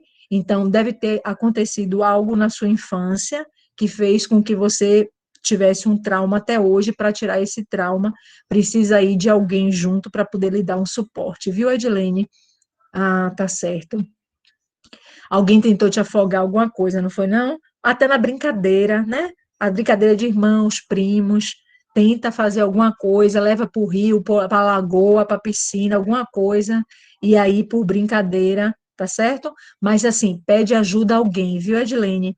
Eu aprendi, porque eu sou uma pessoa muito independente, então eu tenho um grande defeito que é não pedir ajuda, mas de um tempo para cá, eu peço ajuda sim, e as pessoas ajudam, os seres humanos são muito solidários. Então, peça ajuda a alguém para a natação, para enfrentar a água, esse medo, viu? Você vai conseguir, pode ter certeza. O idoso dirigindo, né, gente? Ah, tá. São experiências, né, Edilene? São nossas, a gente está trocando aqui. O que eu puder ajudar, eu estou à disposição, viu? O idoso aqui, Uma notícia. diga. Falou idoso dirigindo. Agora, pessoas com mais de 50 anos, eu sei porque eu fui renovar minha carteira, tá? Vai renovar a cada 5 anos, certo? Antes era a cada 2, parece, né? Enfim, houve uma mudança aí. Claro que os que fazem a primeira carteira de motorista vão ter 10 anos a primeira renovação. Acima dos 50 até os 65. Aí depois será em menos tempo. Menos de 50, 10 anos, sim. Embora eu dirija melhor do que qualquer menino de 18, né? Afinal, eu dirijo desde os 13, quando não exigia carteira de motorista. Então, faz a conta aí, sabe? É um tempão. Mas é uma mudança, né, na É. questão da idade. Então, você ganha um pouco mais de tempo. Isso, Adriana, isso. Eu também dirijo desde os 13 e a gente aprende no colo do pai. Aliás, eu dirijo bem antes, né? Aprendi a dirigir no colo do meu pai. Depois fui crescendo e aí adquirindo. E levando supapo, eu levava um supapo, assim, tipo um socãozão na cabeça quando errava a marcha, né, e tal, aquelas caminhonetonas com a marcha na direção, depois na moto, caindo, levantando. Claro que hoje, né, hoje você faz autoescola, hoje as exigências são outras. Aham. Eu aprendi no Fusca, né? Que assim para passar a marcha é um horror. Eu sofria bastante. Mas, enfim, essa questão dos 50 anos e dos 5 anos para renovação é assim, admitindo que a gente vai perdendo a visão, né? Então, a gente vai tendo algumas patologias na visão. Então, por conta disso, que exige de bastante, né? Eu mesma, todos os anos, eu troco de grau de óculos, aumentando, né? Aqui, gente, nós temos algumas violências, né, contra a pessoa idosa. Mas antes eu vou ler de Isabelle aqui. No Rio Grande do Sul tem um programa Maturidade Ativa do SESC. O SESC, Isabelle, foi um dos primeiros, né, programas a trazer aqui para o Brasil, né, esse modelo justamente de participação das pessoas idosas em várias atividades. Então, as pessoas que se aposentavam, né, do comércio, depois o Senai da indústria, então, eles criaram esses programas justamente para essas pessoas continuarem nos espaços de convivência, nos espaços sociais de convivência. Então, o SESC é um exemplo maravilhoso em todo o país, né? Justamente, isso mesmo. Isso, e de viagem também. Aqui, gente, a gente já tem o oposto de um envelhecimento saudável e ativo. Então, nós temos um velho, né? Um idoso na miséria, na miséria, como é que a gente pode ajudar, né? BPC. Então, é assim, investigando se ele, né, recebe o BPC, porque ele vai ter direito. Mesmo aquelas pessoas que perderam a qualidade de segurados têm direito ao BPC, tá? Então, segurado tem direito à aposentadoria, perdeu a qualidade, tem direito a BPC, acima de 65 anos. A LOAS, quando saiu, era acima de 70, depois baixou para 67, depois 65, e hoje é 65. Adriana, volta aí um pouquinho, só para poder mostrar algumas violências. Aqui, gente, o idoso internado, né? Aqui temos um programa de saúde, e assim, as pessoas idosas procuram demais, né, atendimento médico, e muitas vezes não tem nada, mas procurando alguém para dar atenção. Então, o pessoal de saúde tem que pelo menos atender, né? Então, justamente, procura a saúde pública justamente para ter atenção. Outros não, por conta da patologia, precisa fisioterapia. Então, muitas vezes, vocês jovens agora, né, pegam peso, má postura, exercício equivocado, errado, então vão ter consequências lá adiante e não vão saber a origem daquilo. Por que eu estou fazendo fisioterapia desse órgão? Ah, porque ali, ó, na adolescência e na idade jovem, eu fazia, né, alguns excessos e não sabia. Gente, o idoso aqui é abandonado. Estão vendo as idosas na instituição de longa permanência? Então, estão aqui abandonados. E nesta pandemia foi um horror, porque foi a desculpa de que muitos familiares precisavam para não chegar perto das pessoas idosas, tá? Então, assim, o telefonema, sabe? A chamada de vídeo, ok? Todos os cuidados de afastamento, mas essas pessoas precisam, né? Não é porque idoso vai morrer, não. Não é. Vamos desmistificar isso, por favor, tá? Não é porque é idoso que vai pegar Covid, por favor, também não é isso. Pode passar, Adriana. Então, aqui, né, mostra vários tipos de violência. Violência é caso de saúde pública. A Organização Mundial da Saúde já tem CID para a violência, né? E violência contra a pessoa idosa já trazemos também ali alguns tipos, e a OMS traz essa tipologia. Volta aí, Adriana, por favor. Não, pode passar. Pronto, o idoso fazendo natação, o idoso aqui participando de eventos. Todos os eventos presenciais, a Adriana sabe, eu levo minha mãe. Todos, a gente viaja por todo o Brasil exterior, eu levo minha mãe. Universidade de Salamanca, Porto, para onde for, a gente for, eu levo a minha mãe, ela está ali participando comigo, eu faço a inscrição dela como ouvinte, ela recebe o crachá, recebe a pastinha, o certificado, tem uma pasta só de certificado. Então, ela adora, gente, é a viabilização da participação do idoso na sociedade, a gente precisa fazer isso. Às vezes não aguenta muito, né? Como vocês estão vendo, isso, inclusão. Como vocês estão vendo, é que ela foi assistir a televisão dela, mas é o tempo dela, eu preciso respeitar também, não é verdade? Aqui o idoso trabalhando, tem profissões autônomos, né? Trabalhando a vida toda, o sapateiro, né? O costureiro, o barbeiro, então tem profissões que é para a vida toda. Médico, tem um senhor que faleceu aos 94 anos, mas ele, até falecer, atendia, era médico de saúde da família, atendia toda a família, atendeu o bisavô, o avô, o pai, o neto, o filho, todo mundo, né? Médico da família. E o idoso tem também direito a lutar pelos seus direitos. Pode passar, Adriana. Através de audiências públicas, através dos conselhos, né? É muito importante. Aqui o atendimento domiciliar em casa, tá vendo? Aqui a relação intergeracional, né? Então, nós estamos vendo duas gerações aqui, avós e netos, avós e filhos, aqui inclusão digital, e assim, a convivência, né? O amor, a sexualidade, não é porque está na idade idosa, né, que perdeu toda a sexualidade, não é isso, não perde não, a libido não perde, tá? Pode até diminuir, mas não perde, a atividade física é bom para isso, né, para incentivar, tá certo? Pode passar.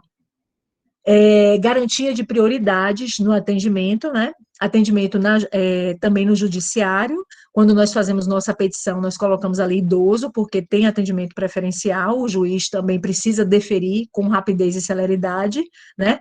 Nos recursos também públicos, nós temos o fundo da pessoa idosa, é o Fundo Nacional, Estadual e Municipal. A gente pode contribuir, inclusive deduz no imposto de renda, né? Um percentual, quando a gente faz essa contribuição ao Fundo Nacional da Pessoa Idosa. Nesse momento, foi muito importante a contribuição desde o ano passado, porque foi o dinheiro desse Fundo Nacional da Pessoa Idosa que subsidiou muita instituição de longa permanência. Então, todas elas que estavam cadastradas e ok, receberam, né, esse dinheiro desse Fundo Nacional da Pessoa Idosa, tá certo? Isso. E foi fundamental na pandemia, viu?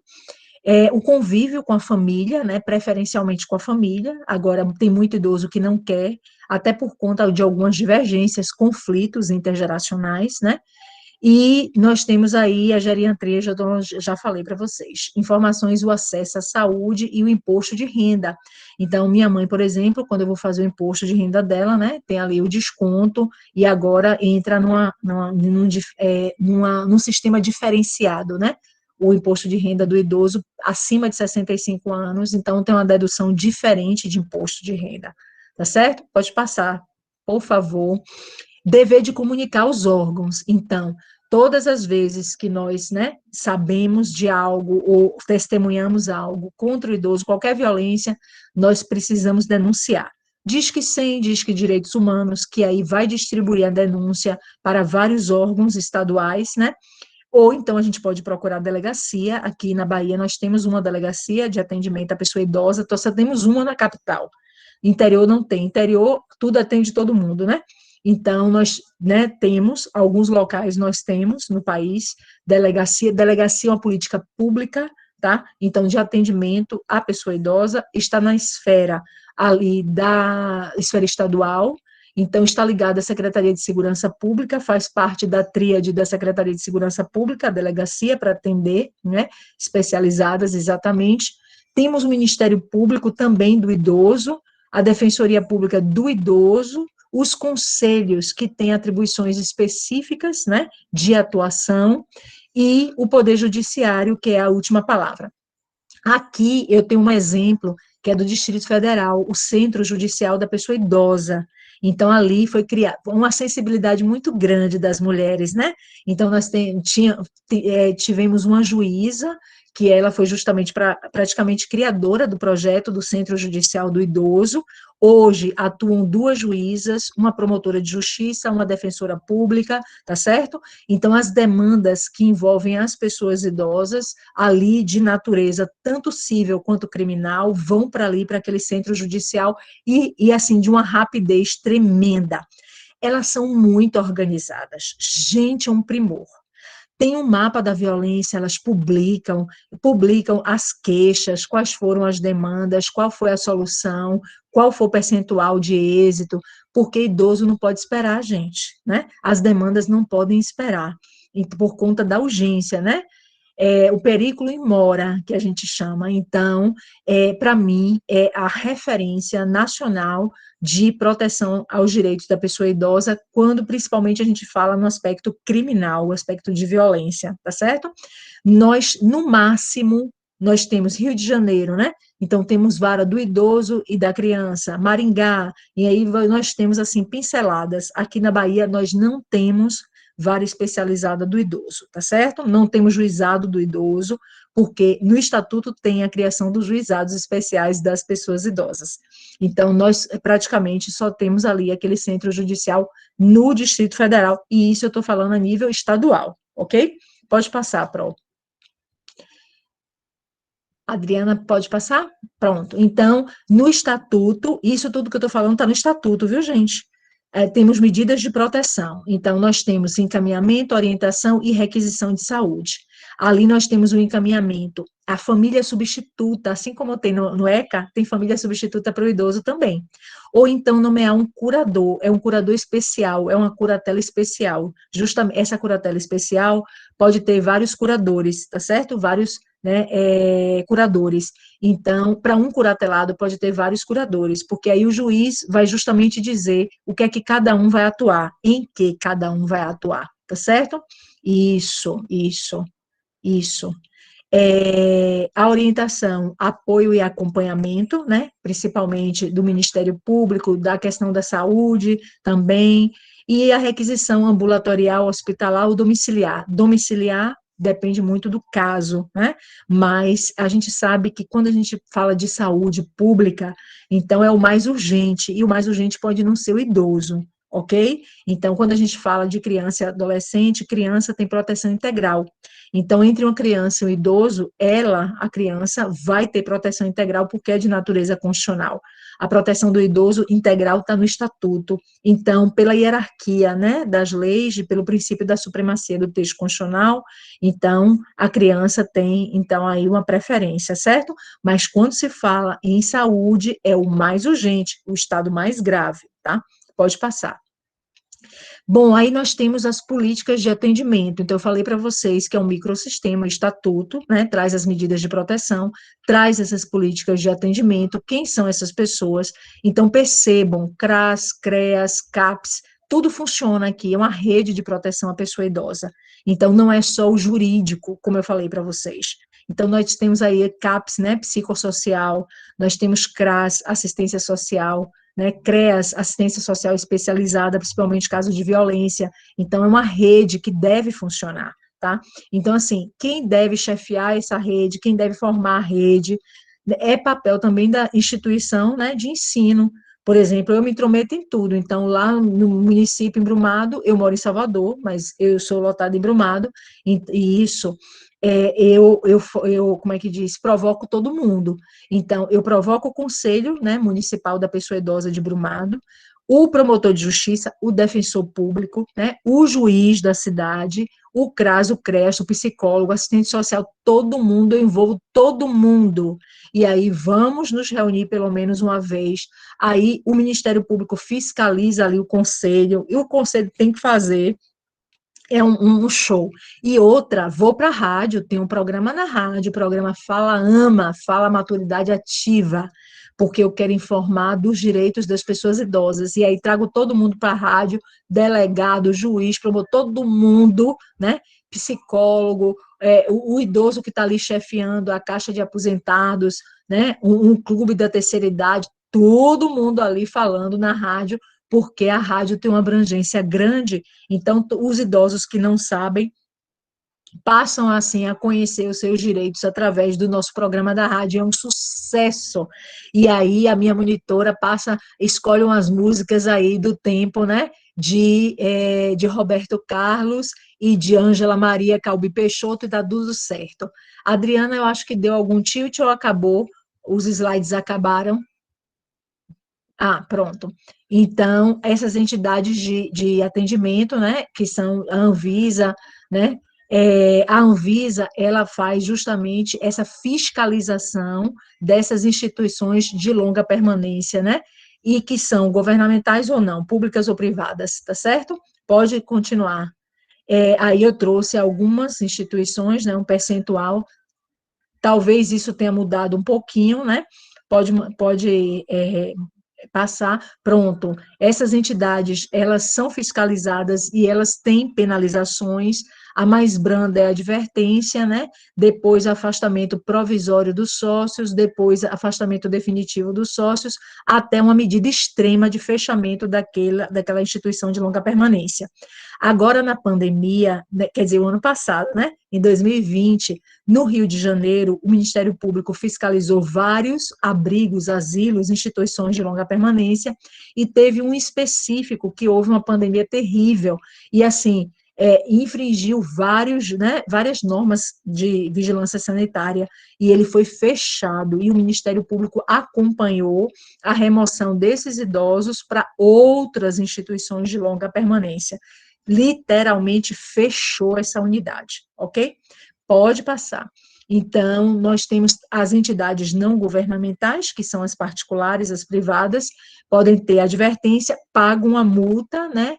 Pode ter uma suspensão parcial ou total, sofrer uma interdição e, por fim, uma proibição, então, ao atendimento ao idoso. Então, percebam que as medidas, né, justamente de fiscalização e de penalização, elas são similares, mas elas também são, né, gradativas e severas. No final, fecha. Pode passar. Aqui algumas infrações administrativas que podem acontecer, né, deixar de atender a pessoa idosa, deixar o profissional de saúde da instituição de longa permanência de comunicar à autoridade em caso de crime. Gente, profissional de saúde precisa abastecer as notificações que vão para o DataSUS. Então, ali, ele é obrigado a notificar. E ele sabe reconhecer quando o idoso se machucou e quando alguém proporcionou, né, ou causou aquela lesão, tá? Então, é infração administrativa ele deixar de informar. Pode passar. E aí nós temos também no Estatuto o acesso à justiça, né? Um dos acessos à justiça é ao Poder Judiciário.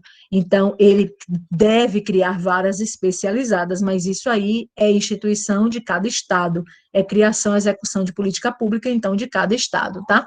Então, aqui nós temos a prioridade, pode passar, não vou ler isso tudo, não, pronto. Então, ficam uns minutinhos finais para que a gente, então, possa debater, né, gente? Porque vocês já devem estar cansados de mim, que não paro de falar, porque professor é assim, né? Por favor. Bom, então vamos fazer o seguinte, vamos deixar aqui aberto, quem quiser fazer alguma pergunta, professora Sheila, pode abrir o microfone, a câmera à vontade, vamos lá. Alguma contribuição a essa maravilhosa aula?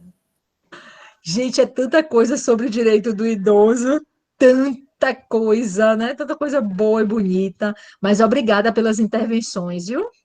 Aqui no chat, obrigada. Estou à E aí, disposição. vamos lá, gente, vamos aproveitar. Alguma dúvida, algum questionamento? Bom, enquanto vocês pensam aí sobre perguntas possíveis, a Sheila coloca uma questão interessante que é do estereótipo, né? Do próprio preconceito. E eu acho que nós mulheres sofremos um preconceito maior em relação a isso, né? E aí eu vou especificamente falar dos cabelos, né, Sheila?